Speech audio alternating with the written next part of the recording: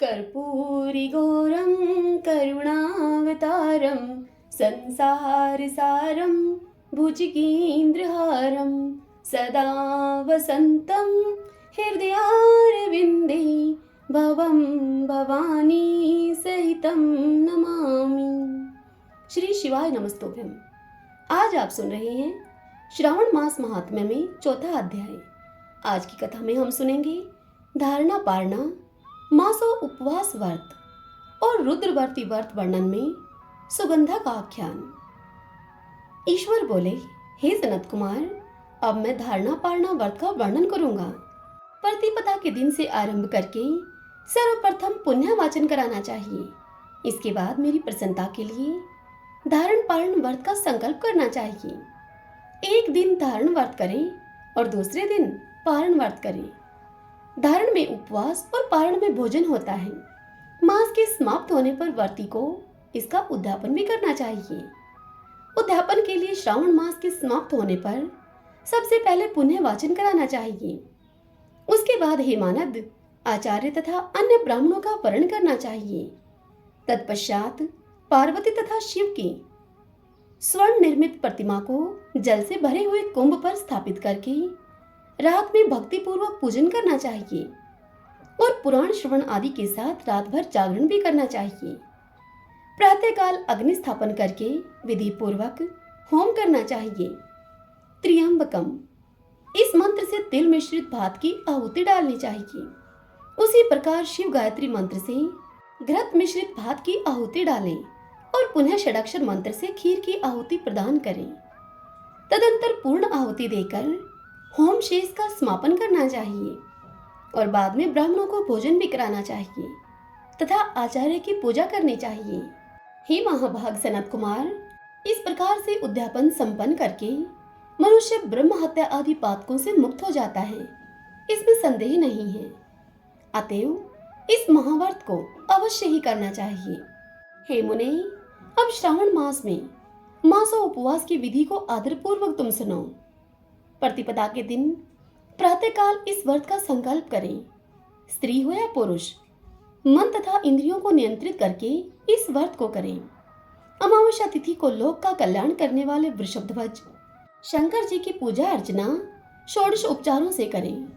तदंतर अपनी सामर्थ्य के अनुसार वस्त्र तथा अलंकार आदि से ब्राह्मणों का पूजन करें। उन्हें भोजन कराएं तथा प्रणाम करके उन्हें विदा करें। इस प्रकार से किया गया मासो उपवास व्रत मेरी प्रसन्नता कराने वाला होता है। हे सनत कुमार, मनुष्यों की सभी सिद्धियां प्रदान करने वाले लक्ष्य संख्या परिमित रुद्रवर्ती व्रत के विधान को तुम सावधान होकर सुनो। अत्यंत आदर पूर्वक कपास के 11 तंतुओं से बत्तियां बनानी चाहिए। वे रुद्रवर्ती नाम वाली बत्तियां मुझे प्रसन्न करने वाली हैं। मैं श्रावण मास में भक्ति पूर्वक देवों के देव गौरीपति महादेव का इन 1 लक्ष संख्या वाली बत्तियों से निराजन करूंगा।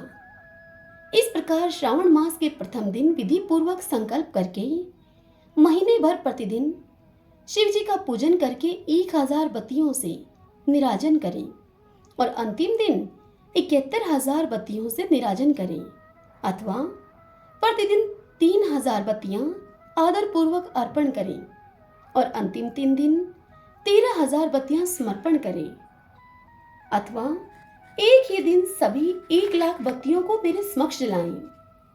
प्रचुर मात्रा में घृत में भिगोई हुई जो स्निग्ध बत्तियां होती हैं, वे मुझे प्रिय हैं।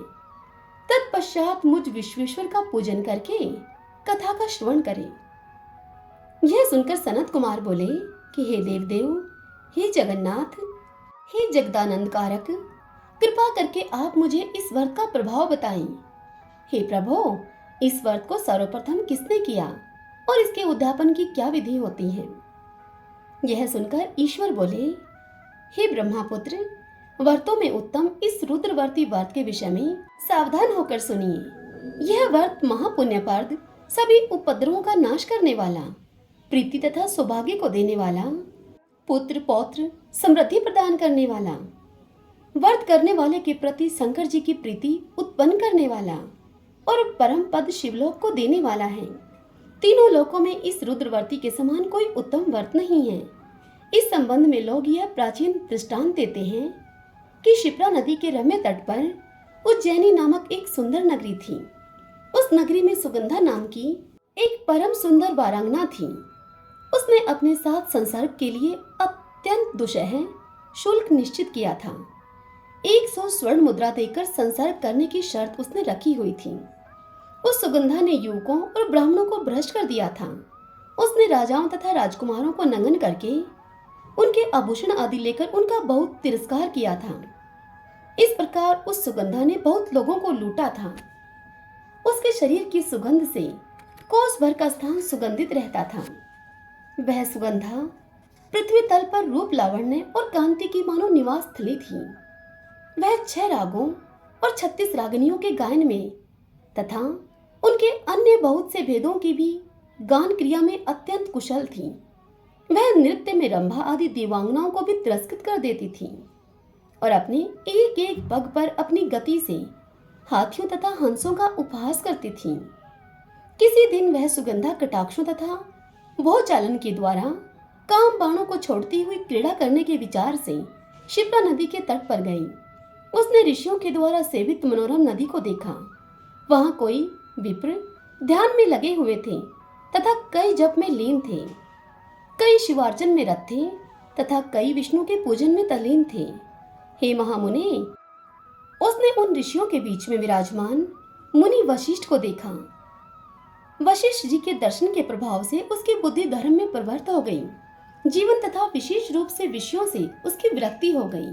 वह अपना सिर झुकाकर बार बार मुनि को प्रणाम करके अपने पापों की निवृत्ति के लिए मुनि श्रेष्ठ वशिष्ठ जी से कहने लगी।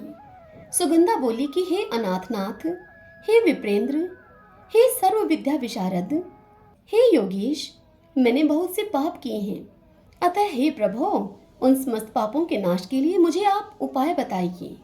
इतनी कथा सुनाकर सनत कुमार जी से ईश्वर बोले, हे सनत कुमार, उस सुगंधा के इस प्रकार कहने पर वे दीन वत्सल मुनि वशिष्ठ अपनी ज्ञान दृष्टि से सुगंधा के कर्म को जानकर उसको आदर पूर्वक कहने लगे। वशिष्ठ जी बोले कि तुम सावधान होकर सुनो, जिस पुण्य से तुम्हारे पाप का पूर्ण रूप से नाश हो जाएगा, वह सब मैं तुमसे अब कह रहा हूँ। हे भद्रे, तीनों लोकों में विख्यात वाराणसी में जाओ। वहां जाकर तीनों लोकों में दुर्लभ महान पुण्य देने वाले तथा शिव के लिए अत्यंत प्रीतिकर रुद्रवर्ती नामक व्रत को उस क्षेत्र में जाकर करो। हे भद्रे, इस व्रत को करके तुम परम गति को प्राप्त करोगी। हे सनत कुमार, तब उसने अपना धन लेकर सेवक तथा मित्र के सहित काशी में जाकर वशिष्ठ के द्वारा बताए गए विधान के अनुसार उस व्रत को किया। इस प्रकार उस व्रत के प्रभाव से वह शय शरीर उस शिवलिंग में विलीन हो गई। हे सनत कुमार, इस प्रकार जो स्त्री इस परम दुर्लभ व्रत को करती है, वह जिस जिस अभिष्ट पदार्थ की इच्छा करती है उसे निसंदेह प्राप्त करती है। हे सुवर्त, अब आप माणिक्य व्रतियों का महात्म्य सुनिए। हे विप्रेंद्र, उन माणिक्य व्रतियों के व्रत से स्त्री मेरे अर्ध आसन की अधिकारिणी हो जाती है और महाप्रलय पर्यंत वह मेरे लिए प्रिय रहती है। अब मैं इस व्रत की संपूर्णता के लिए उद्यापन का विधान बताऊंगा। चांदी की बनी हुई नंदीश्वर की मूर्ति पर आसीन स्वर्ण में भगवान शिव की पार्वती के सहित प्रतिमा को कलश पर स्थापित करना चाहिए और विधि के साथ पूजन करके रात्रि में जागरण करना चाहिए। इसके बाद प्रातःकाल नदी में निर्मल जल में विधि पूर्वक स्नान करके 11 ब्राह्मणों के सहित आचार्य का वर्ण करना चाहिए। तत्पश्चात रुद्र सूक्त से अथवा गायत्री से अथवा मूल मंत्र से घृत, खीर और बिल्व पत्रों का होम करना चाहिए। इसके बाद पूर्णाहुति होम करके आचार्य आदि की विधिवत पूजा करनी चाहिए और सपत्नीक 11 उत्तम विप्रों को भोजन कराना चाहिए। हे सनत कुमार, जो स्त्री इस प्रकार से इस व्रत को करती है वह समस्त पापों से मुक्त हो जाती है।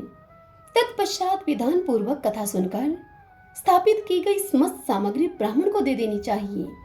इससे निश्चित रूप से 1000 अश्वमेध यज्ञों का फल प्राप्त होता है। इस प्रकार श्री स्कंद पुराण के अंतर्गत ईश्वर सनत कुमार संवाद में श्रावण मास महात्म्य में धारणा पारणा मासो उपवास रुद्रवर्ती कथन नामक चौथा अध्याय पूर्ण हुआ। सभी बोलिए शंकर भगवान की जय, माता पार्वती की जय। आपको यह आज की कथा कैसी लगी? इस वीडियो को लाइक करके कमेंट सेक्शन में हर हर महादेव लिखकर आप हमें अवश्य बताइए।